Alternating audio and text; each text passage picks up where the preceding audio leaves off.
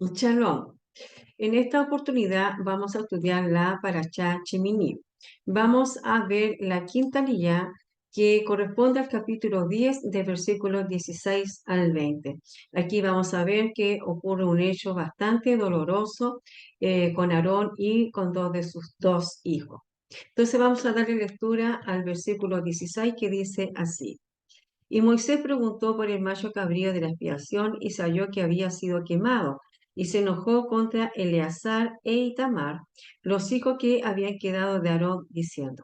Por lo tanto, aquí ya vemos que había una inquietud, había una cierta molestia de Moshe, lo cual le reclama a los dos hijos de Aarón. Por lo tanto, aquí podemos ver que Moshe estaba muy interesado en que se cumpliera la orden divina. Por esta razón o por esta actitud que tiene Moshe, fue llamado un siervo fiel, como está escrito en el libro de Números, capítulo 12, versículo 7, que nos dice, no así como mi siervo Moshe, en toda mi casa, él es fiel. Por lo tanto, acá también encontramos un comentario bastante interesante que nos dice, según Rachi, que ese día se habían ofrecido tres machos cabríos por el pecado.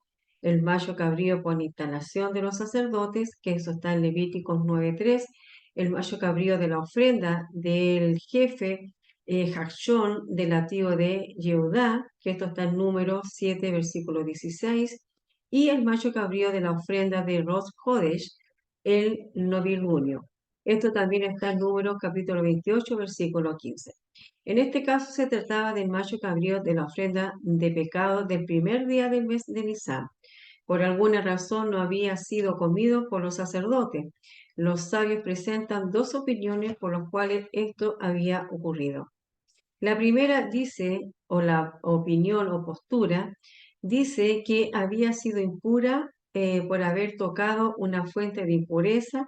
En tal caso no se podía comer. Y la segunda opinión o postura dice que fue quemado enteramente por el estado de luto de Aarón y sus dos hijos restantes.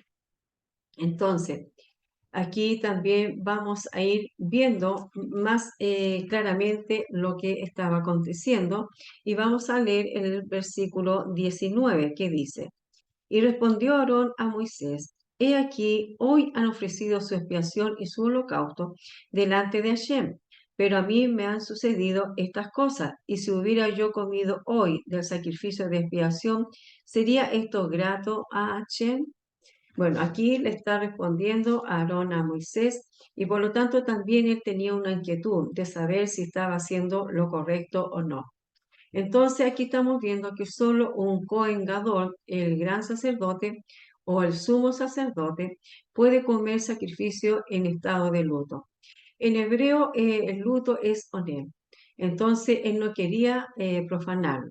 Pero aquí vemos cómo Aarón no lo quería hacer porque consideraba que no era agradable delante de Hashem. Entonces, en este pasaje, ¿qué es lo que podemos ir entendiendo? ¿Verdad? Podemos apreciar dos aspectos de la actitud de Aarón. Al no comer de la ofrenda que le correspondía como sumo sacerdote o como Cohen Gadol. Primero, solo el hecho de estar de luto, sin embargo, este estado no lo prohibía en sí. Se llama oné, como decíamos, esto no profanaría la ofrenda. Pero el segundo punto o aspecto que es bastante interesante, también dice que es de suma importancia. ¿Por qué? Puesto que al estar de luto, Aarón en este caso, le era ineludible percibir algún grado de tristeza por la muerte de sus dos hijos. Fue ese mismo día y sabía que su corazón debía tener gozo delante de la ofrenda de Hashem. Entonces aquí vemos que la familia para el sacerdocio de Aarón y sus hijos, ellos estaban apartados, ¿verdad?, para el servicio del templo. Ellos tenían un ministerio especial, tenían que ser el servicio especial, por lo tanto ellos estaban separados, estaban apartados. Y debido a este hecho de los dos hijos que presentaron una ofrenda de un fuego extraño, a la familia de Aarón recibió un juicio directo del cielo. Entonces Aarón, aquí como un padre que había perdido a sus dos hijos jóvenes, ¿verdad? Estaba en esa actitud y que tenía que oficiar, pero también como padre sentía ese dolor. Y Moshe le dice, Aarón, tú no desgreñes, le dice, vuestras cabezas ni rasgue vuestro vestido, porque él quería protegerlo, porque si no, Hashem se iba a enojar con Aarón. Entonces, interesante este punto también porque vemos que la tradición judía, ahí explican que cuando alguien está de duelo no se rapa la cabeza o no se peina el cabello. Y cuando están en la casa del luto, se dice que se dice cuando ellos tienen que rasgar la ropa, ya sea una camisa o un vestón o una chaqueta, y cuántos centímetros tiene que desgarrarse. Entonces, esto significa que es un desgarrarse de la vida del hijo, del padre, expresar su dolor.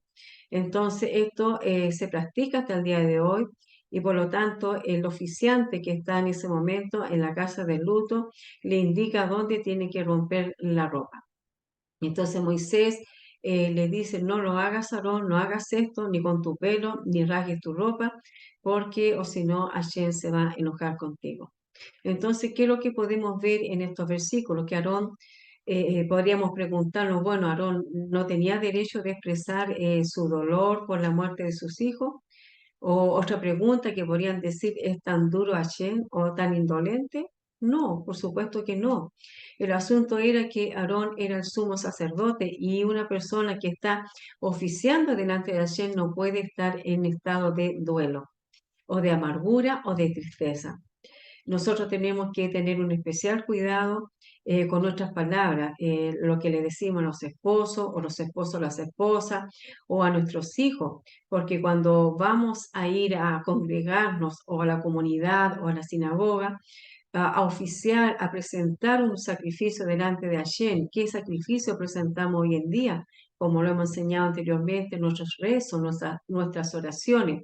Por lo tanto, no podemos hacerlo en tristeza o en amargura. Es decir, que no hay un espacio para que nosotros estemos, ¿verdad?, con un semblante decaído que presente la tristeza que hay en nosotros. Entonces, Hashem, si se va a adorar, se va a adorar con alegría. Todo lo que hacemos para agradar al Eterno es para bendición nuestra. Entonces Aarón, en cierta manera, quedó privado de su tristeza porque estaba en medio de un culto, en medio de una adoración.